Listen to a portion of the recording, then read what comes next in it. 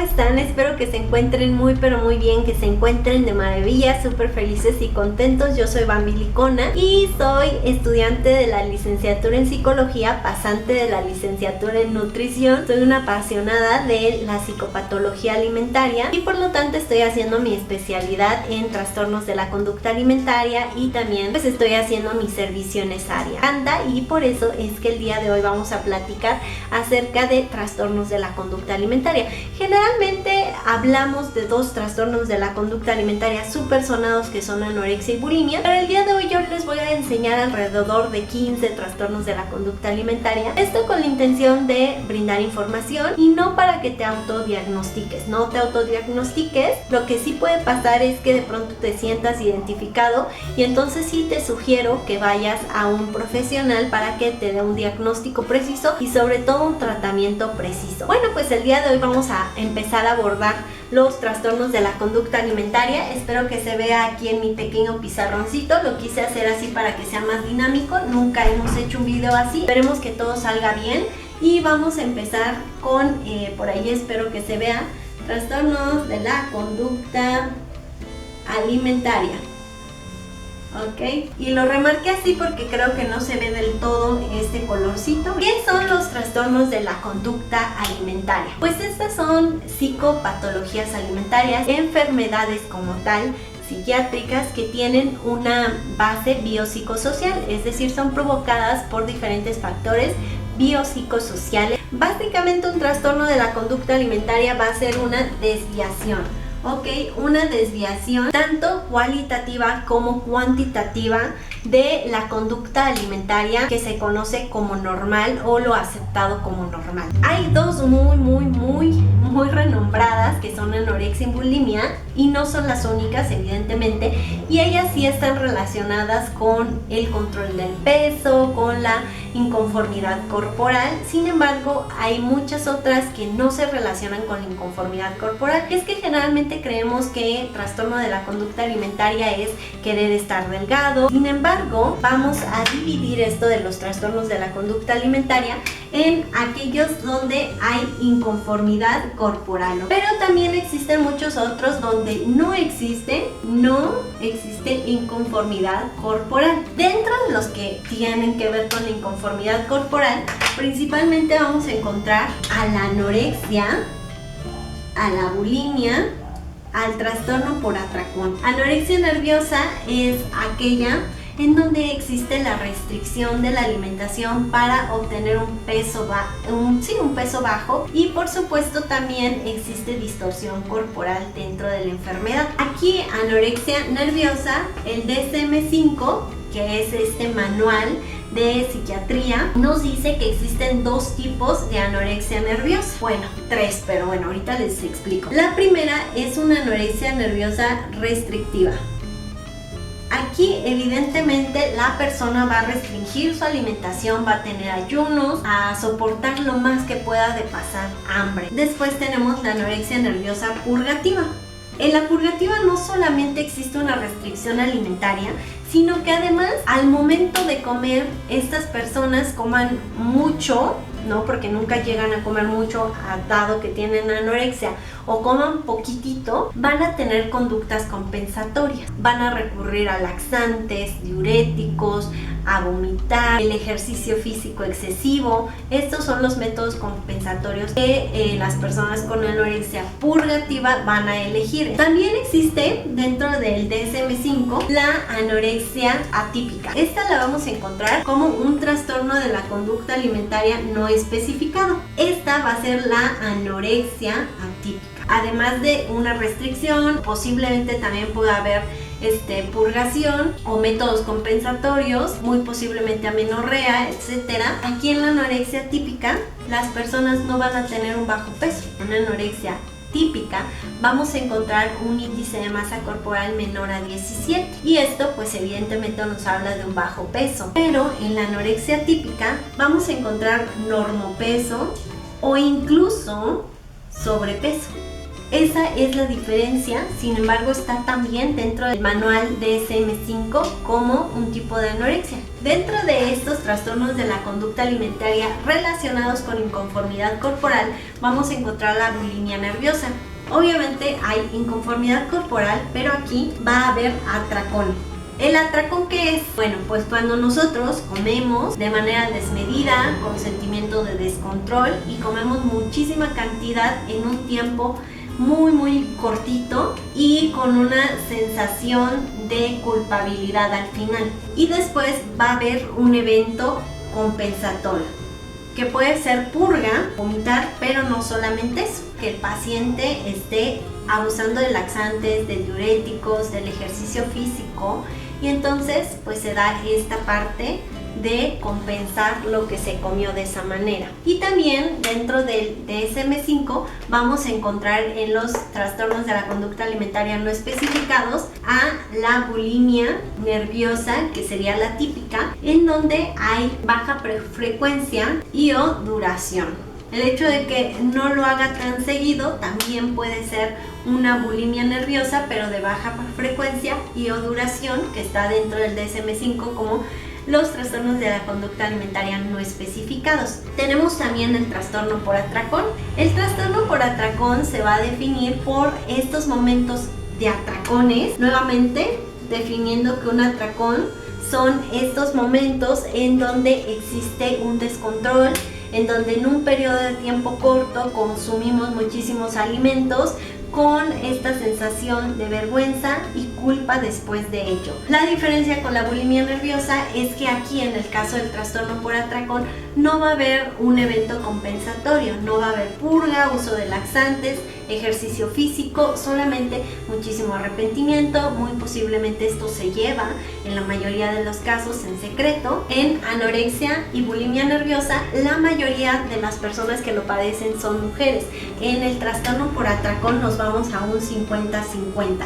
Si aquí, por ejemplo, el 90% en bulimia y anorexia nerviosa, 90% son mujeres, acá el 50% son mujeres y el 50% son hombres. Y por cuestiones del atracón puede haber de tres sopas. Una es que la persona conserve normopeso, otra es que tenga sobrepeso e incluso obesidad, pero también se dan pequeños casos en donde puede existir un bajo peso dependiendo de la situación hormonal de la paciente o el paciente. Aquí en el atracón tú podrías decir por qué, si hay una cuestión de que la persona no es que precisamente esté baja de peso, que incluso tenga obesidad, ¿por qué decimos que tiene relación con la inconformidad corporal? Bueno, porque si tú les preguntas a estos pacientes si quieren bajar de peso, el 100% te va a decir que sí, si hay una inconformidad corporal. Por eso la vergüenza, y por eso la culpa, y por eso la insatisfacción, y por eso se transforma en un problema. Y esto es muy común en nuestro país, trastorno por atracón, del que pocas veces se habla. Recordemos que tenemos un país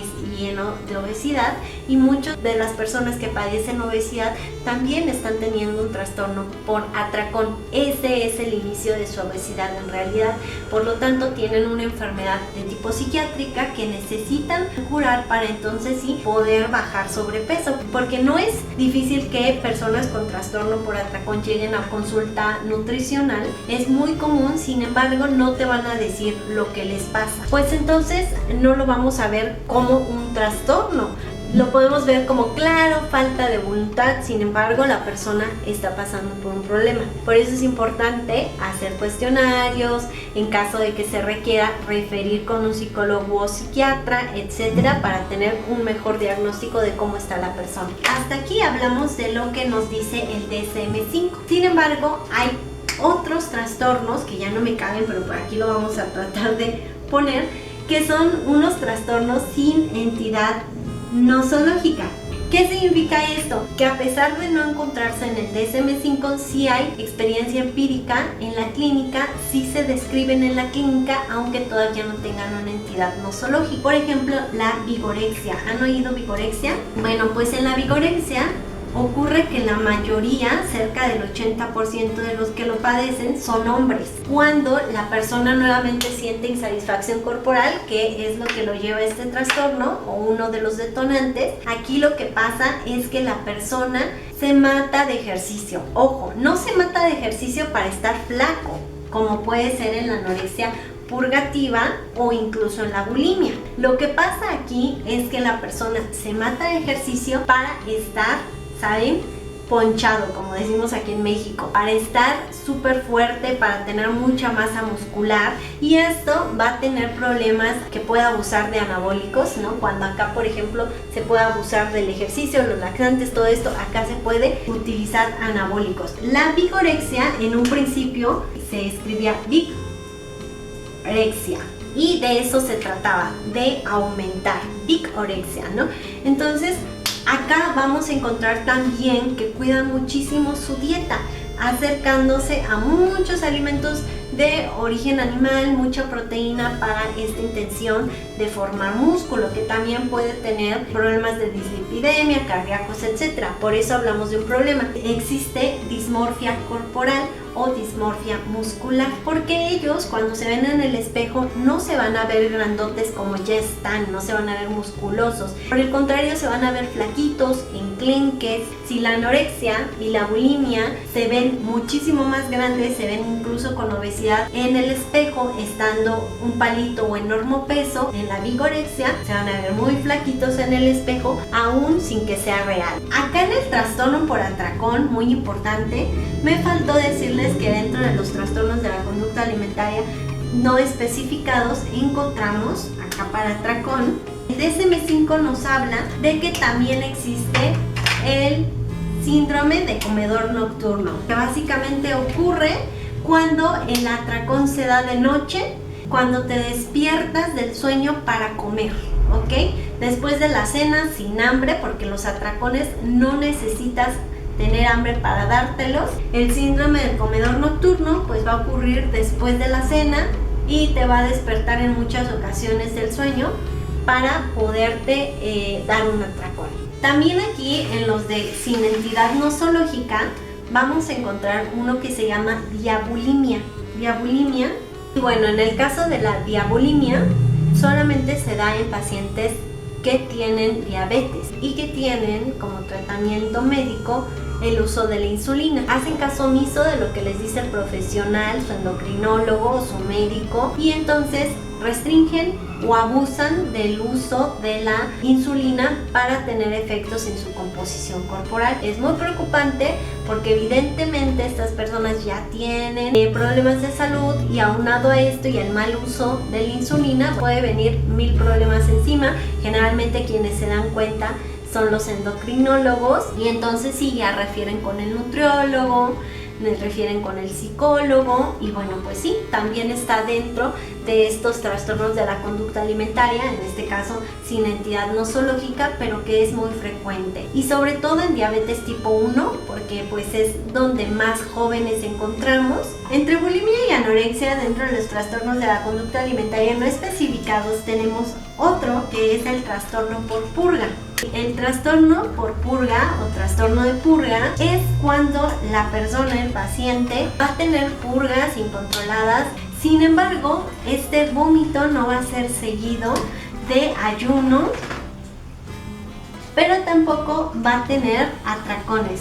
Sin embargo, sí va a haber purgas y va a tener relación con el querer bajar de peso. Dentro de la anorexia nerviosa vamos a encontrar esta anorexia nerviosa de segunda generación, igual sin entidad nosológica, pero con pruebas en la clínica, que son principalmente, y son la pregorexia. ¿Qué es eso de pregorexia? Una persona que tuvo anorexia en su adolescencia y que no fue completamente sanada, entonces durante el embarazo tiene este miedo intenso de engordar, acompañado de conductas restrictivas, incluso conductas compensatorias para mantener un peso bajo dentro de embarazo. También vamos a encontrar dentro de estas de segunda generación a la alcorexia. Lo que va a hacer esta persona es que va a restringir su alimentación para poder consumir alcohol fines de semana, sobre todo en personas universitarias, mujeres universitarias sobre todo, se da esta parte de la alcorexia. Voy a restringir todo lo que pueda mi alimentación para poder tomar alcohol y no subir de peso. Y la asadorexia, que es un trastorno de la conducta alimentaria, que básicamente es una anorexia con laceración. Esto me cuesta mucho porque lo he visto y es muy impactante, con laceraciones, con cutting, con lesiones o autolesiones muy graves, desde cutting, cortarse, hasta incluso amputarse a sí mismas.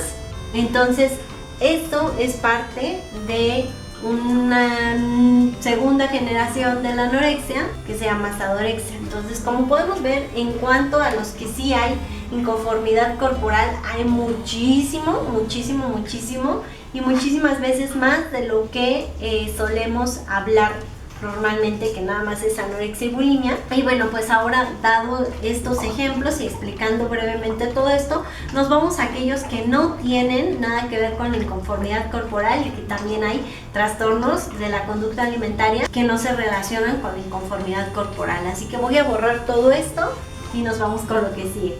Uno de ellos se llama pica.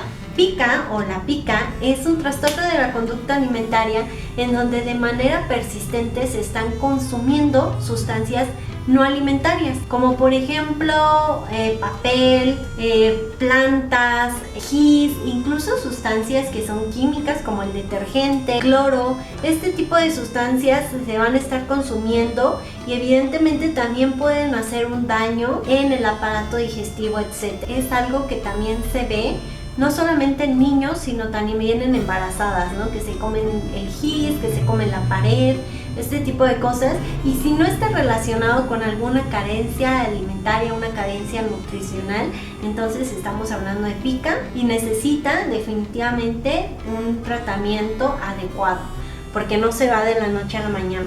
Después tenemos a la rumiación.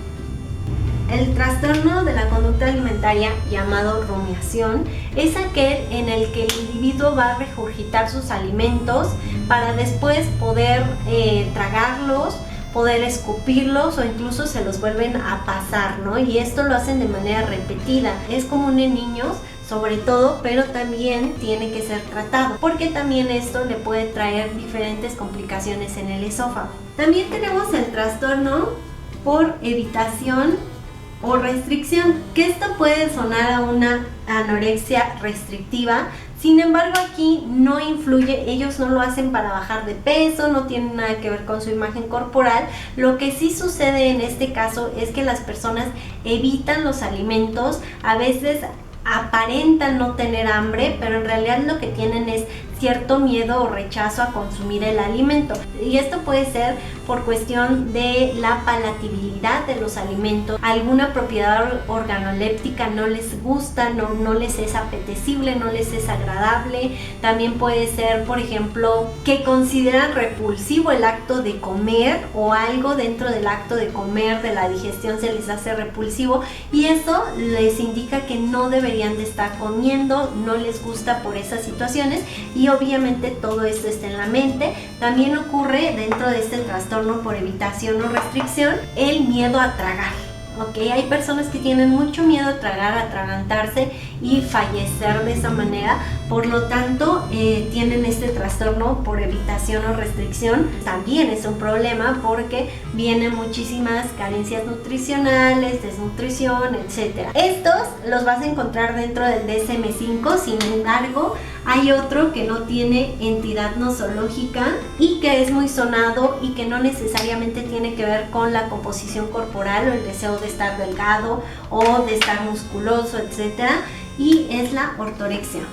Ortorexia viene de correcto apetito y es cuando las personas tienen mucha obsesión por alimentarse de manera adecuada, lo mejor posible, y esto incluye que todo sea orgánico, que nada sea procesado, ven todos los ingredientes, investigan de dónde viene el alimento para ver si merece ser consumido, e incluso esta obsesión los lleva a tener muchos rituales en torno a la comida, en cómo preparar los alimentos, en cuántas horas le dedican a seleccionar los alimentos, a prepararlos de la manera adecuada, y cuando no consumen todo completamente sano o lo que ellos consideran sano, evidentemente, entonces lo que sucede es que se sienten terribles, culpables, empiezan a tener actitudes muy agresivas consigo mismos, incluso con otras personas, no van a lugares en donde no se consuman alimentos perfectamente saludables como ellos los consideran saludables. Hay por un lado mucho aislamiento social y por otro lado hay una obsesión enfermiza con la manera en la que se consumen o deben de consumir los alimentos. Curiosamente, las personas que buscan estar muy saludables en base a la comida empiezan a estar todo lo contrario física y mentalmente por esta misma obsesión. Todos los trastornos de la conducta deben de ser tratados porque no son caprichitos, son problemas reales, por lo tanto pues tienen que tener un acompañamiento del nutriólogo, si es posible de un nutriólogo que tenga conocimiento en terapia cognitivo-conductual aplicada a la alimentación, que sea más bien un terapeuta nutricional y también que se apoye del psicólogo y en dado caso del médico o hasta médicos especialistas y psiquiatras para tratar en conjunto la enfermedad que es un trastorno de la conducta alimentaria. Espero que esta información les haya sido de utilidad. Como podemos ver, hay muchísimos trastornos de la conducta alimentaria, muchísimos más de los cuales no les hablé porque son todavía muy confusos para la ciencia. Sin embargo, estos son algunos que yo misma he visto, que yo misma he estado viendo cómo se trabajan. Obviamente aquí les traté de hacer un resumen. Son muchísimo más complejos cada uno de ellos y son muy apasionantes, así que en este canal vamos a ir poco a poquito a desglosar cada uno de estos trastornos de la conducta alimentaria, por si gustas suscribirte y seguir apoyando este canal. Siéntanse libres de comentar aquí abajito. Muchísimas gracias por estar aquí, no olvides dejarme tu like, apoya este canal con un super gracias que te lo voy a agradecer infinitamente y muchísimas gracias por estar aquí. Nos vemos en un siguiente video. Bye.